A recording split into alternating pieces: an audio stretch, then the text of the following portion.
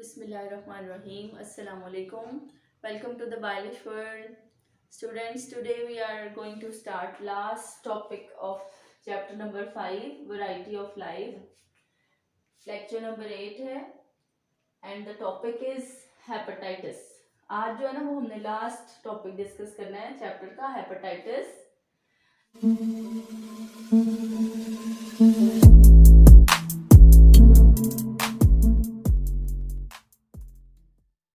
जिसकी सबसे पहले मैं डेफिनेशन बताने लगी हूँ. Hepatitis is an inflammation of liver. Liver जो है ना वो जब स्वेल हो जाता है ना, इन्फ्लेम्ड हो जाता है, सूज जाता है, तो उसे हम कहते हैं हेपेटाइटिस. सो इन्फ्लेमेशन का क्या मतलब है? स्वेलिंग हो जाना, सूजन हो जाना लिवर के ऊपर.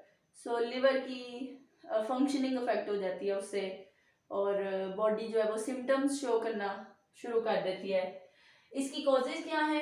हेपेटाइटिस की कॉजेज हैं, it is usually caused by viral infections. The major causes virus. क्योंकि हमने लास्ट लेक्चर्स में जो है ना वो वायरल डिजीजेस डिस्कस किए हैं, तो उन्हीं वायरल डिजीजेस में से एक डिजीज जो है ना वो हेपेटाइटिस है. So hepatitis is caused by viral infection, या किसी और टॉक्सिक एजेंट की वजह से, या फिर किसी एक्सपायर्ड ड्रग मेडिसिन की वजह से भी हो सकता है. सिम्टम्स क्या है हेपेटाइटिस के? जॉन्डिस. जॉन्डिस जिसमें स्किन जो है वो येलो होने लग जाती है, आईज का वाइट वाला पोर्शन येलो होना शुरू हो जाता है, एब्डोमिनल पेन, पेट में दर्द होता है, लिवर एनलार्जमेंट. जब टेस्ट करवाए जाते हैं बॉडी के कि बॉडी को क्या प्रॉब्लम है, तो लिवर के अंदर जो है ना वो इंक्रीज इन साइज नजर आता है, लिवर की एनलार्जमेंट नजर आती है, फटीग, बहुत ज्यादा थकावट रहती है, उठा नहीं जाता, एंड समटाइम्स फीवर, और बुखार भी होता है. उसके अलावा इसमें नोजिया बड़ा कॉमन है, उल्टी की कैफियत होना, वॉमिटिंग बहुत कॉमन है, उल्टी का आ जाना. उल्टी की कैफियत होना नोजिया कहलाता है, और उल्टी आ जाना वॉमिटिंग कहलाता है. ठीक है, वो भी इसी से रिलेटेड है. हेपेटाइटिस जो है वो हमारे पास हल्का फुल्का सा भी हो सकता है, जैसे हम सिंपल जॉन्डिस कहते हैं. जॉन्डिस हुआ, बॉडी येलो होने लगी, आईज येलो होने लगी, वो खत्म हो जाती है, पेट में दर्द हुई, मेडिसिनल ट्रीटमेंट करवाया, थोड़ी सी डाइट कंट्रोल की, परहेज किया, तो उसका ट्रीटमेंट हो जाता है. सो ये माइल्ड भी हो सकता है, acute, and can lead to liver cancer. और ये इतना सीरियस भी हो सकता है कि इससे कैंसर कॉज हो सकता है. अगर लिवर को ट्रीट नहीं करेंगे, अगर वायरस का जल्दी पता नहीं चलेगा, लिवर एनलार्जमेंट का जल्दी पता नहीं चलेगा, तो वो लिवर कैंसर तक भी जा सकता है. कंट्रोल क्या है हेपेटाइटिस का? हेपेटाइटिस को कंट्रोल करने के लिए हाइजीनिक मेजर्स का ख्याल रखना चाहिए. साफ सुथरी खाने पीने की चीजें हों, जो भी चीज बाहर से लाके खाई जा रही है उसके ऊपर भी ये हो कि ये साफ सुथरी है.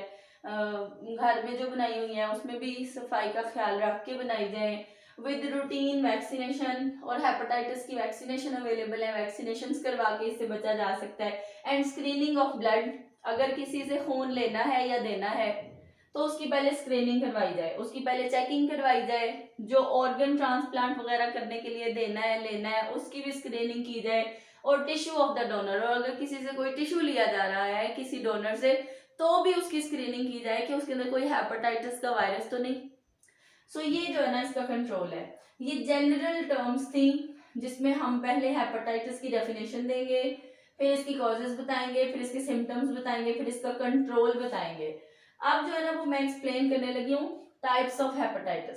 हेपेटाइटिस की फर्स्ट टाइप है जी hepatitis A, formally called infectious hepatitis. पहले टाइम में जो है वो इसे फॉर्मली का मतलब होता है पहले, इसे कहा जाता था it is an infectious hepatitis, जो किसी इन्फेक्शन की वजह से हो जाती है.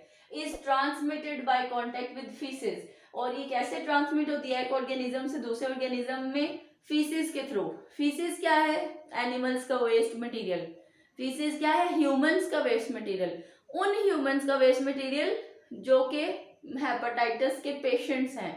तो हेपेटाइटिस के जो पेशेंट्स होते हैं ना वो अपने सॉलिड वेस्ट में ये वायरसेस बॉडी से बाहर निकालते हैं, और वही सॉलिड वेस्ट जब सीवेज सिस्टम में जाता है तो वही सीवेज सिस्टम जो है ना वो हमारे पीने वाले पानी के साथ कभी कभी ना मिक्स हो जाता है. वो सीवेज पाइप्स जो होते हैं वो कहीं से लीक हुए होते हैं, उनमें से गंदा पानी जो है वो निकल के साफ पानी में मिक्स होके हमारे टैप वाटर की फॉर्म में आता है, तो लोग जो है वो उसे यूज कर लेते हैं, उसे पीने के लिए भी इस्तेमाल किया जा रहा होता है।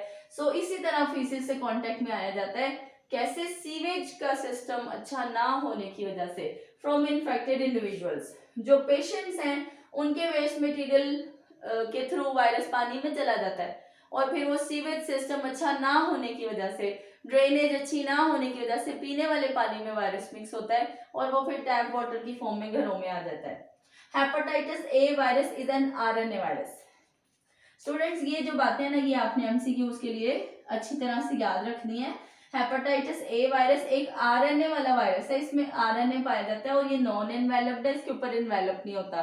विच कॉजेज माइल्ड, हल्की फुल्की, शॉर्ट टर्म, थोड़ी देर रहने वाली, एंड लेस विरुलेंट डिजीज, इतनी ज्यादा खतरनाक बीमारी नहीं है हेपेटाइटिस ए, इजीली ट्रीटेबल, आराम से इसका ट्रीटमेंट हो जाता है।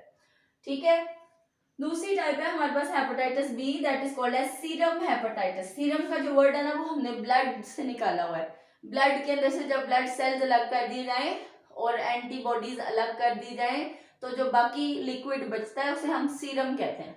ब्लड सेल्स भी अलग होने चाहिए, एंटीबॉडीज भी अलग होनी चाहिए, तो जो बाकी फ्लूइड बचेगा उसे सीरम कहते हैं। It is the second major form of hepatitis, ये दूसरी बड़ी फॉर्म है हेपेटाइटिस की। ये डीएनए वायरस की वजह से होती है। ठीक है, इसका वायरस डीएनए वाला है, इसके अंदर डीएनए पाया जाता है, which is very common in Asia, China, Philippine, Africa and middle east. ये इन सब कंट्रीज में जो है वो बहुत कॉमनली पाया जाता है। Hepatitis B is transmitted by child, बच्चे में चला जाता है ड्यूरिंग बर्थ, पैदाइश के टाइम पे अगर मदर को हेपेटाइटिस बी है तो वो बच्चे में भी चला जाएगा बर्थ के टाइम पे, और आफ्टरवर्ड या फिर बाद में जिंदगी में दूध पिलाने की वजह से, एंड बाय सेक्सुअल कांटेक्ट या फिर सेक्सुअल कांटेक्ट होने की वजह से भी ये इन्फेक्टेड लोगों से दूसरों में शिफ्ट हो जाता है। During acute attacks of hepatitis B, जब हल्का फुल्का अटैक होता है इसका, फटीग, थकावट हो जाती है, लॉस ऑफ एपेटाइट, भूख चली जाती है, एंड जॉन्डिस हो जाता है reported. Infected persons can recover completely, जो पेशेंट्स होते हैं वो कंप्लीटली रिकवर हो जाते हैं माइनर से टाइम के बाद, and become immune to the virus. और एक बार अगर ये हो जाए तो दूसरी बार ये नहीं हो सकता, क्योंकि इसके खिलाफ बॉडी जो है वो एंटीबॉडीज पैदा कर लेती है। तो ये जो है वो हमारी दूसरी टाइप है हेपेटाइटिस बी। जी, हेपेटाइटिस की तीसरी टाइप है हेपेटाइटिस सी। इसे भी पहले जो है ना वो कहा करते थे non A and non B hepatitis, लेकिन फिर बाद में जो है ना वो इसे नाम दे दिया गया हेपेटाइटिस सी का। It is passes through blood, ये भी खून के थ्रू जो है ना वो एक ऑर्गेनिज्म से दूसरे ऑर्गेनिज्म में फैलता है।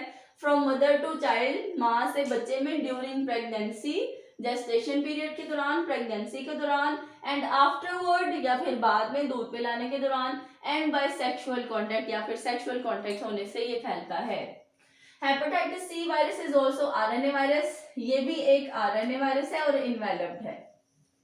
ठीक है, हेपेटाइटिस ए वायरस आरएनए था लेकिन वो इन्वेलप्ड नहीं था, ये आरएनए भी है और इन्वेलप्ड भी है। कॉजेज इन्फ्यूजन हेपेटाइटिस, इन्फ्यूजन का मतलब होता है जो कि किसी के अंदर डाल दिया जाता है, ठीक है, जो कि किसी के अंदर एंटर करवा दिया जाता है। सो इसको जो है वो इन्फ्यूजन हेपेटाइटिस कहा जाता है, which is less severe than hepatitis A और बी। ये हेपेटाइटिस ए और बी से कम खतरनाक है, but hepatitis C often leads to chronic liver disease. लेकिन बहुत सारे केसेस में ना हेपेटाइटिस सी की वजह से लिवर की बड़ी खतरनाक बीमारियां भी जो है वो सामने आई हैं, जिसका ट्रीटमेंट नहीं हो सका और बहुत सारे लोगों की डेथ हुई है इसकी वजह से। ठीक है, hepatitis D is called as delta hepatitis. Delta जो है ना ये कुछ एंटीजेंस ब्लड सेल्स के ऊपर देखी गई थी, उन एंटीजेंस को जो है ना वो डेल्टा का नाम दिया था। सो ये इसकी डिस्कवरी से जो है ना वो हेपेटाइटिस डी का नाम डेल्टा हेपेटाइटिस रखा गया। ये भी इतना ज्यादा स्टडी नहीं हुआ, अभी फर्दर इसके ऊपर काम चल रहा है। अगला वायरस जो है वो है hepatitis E, is a virus transmitted through faeces. ये भी सीवेज सिस्टम खराब होने की वजह से ये वाला भी हेपेटाइटिस जो है वो स्प्रेड होता है। Most recent work of Halber and co-worker reveals that pig could be the source of infection of hepatitis A, E. So ये जो pig है ना, pig पिग का गोश्त बाहर के ममालिक में, नॉन मुस्लिम कंट्रीज में बहुत ज़्यादा यूज़ किया जाता है। तो ये हेल्बर और उसके को वर्कर्स ने अपने काम के दौरान ये देखा कि पिग भी जो है वो हेपेटाइटिस ई की वजह बनता है।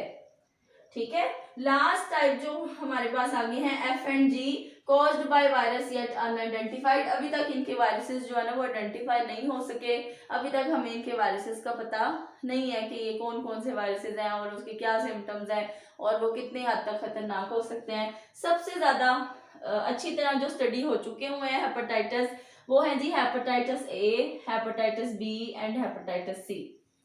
सो ये सारी जो आज हमने डिस्कस की, ये हेपेटाइटिस की टाइप्स हैं, हेपेटाइटिस की डेफिनेशन, उसके सिम्टम्स, उसके कॉजेज, उसका कंट्रोल और उसकी टाइप्स। ये बुक में जो है ना वो शफल करके लिखी हुई हैं। सो स्टूडेंट्स आपने इसी तरह जो है ना वो सारी अलग अलग करके एक पेपर के ऊपर नीट बना के फिर इसे याद करें ताकि इजीली याद भी हो जाए और वो शफल फॉर्म जो है ना वो भी खत्म हो जाएगी इसकी। सो ये आज हमारा चैप्टर का लास्ट टॉपिक था। नेक्स्ट चैप्टर इंशाल्लाह ताला हम किंगडम मोनेरा का स्टार्ट करेंगे, जिसमें हम प्रोकैरियोटिक सेल के बारे में जो है वो डिटेल से पढ़ेंगे। फर्दर लेक्चर्स के लिए आप चैनल को सब्सक्राइब करें। Thank you, Allah Hafiz.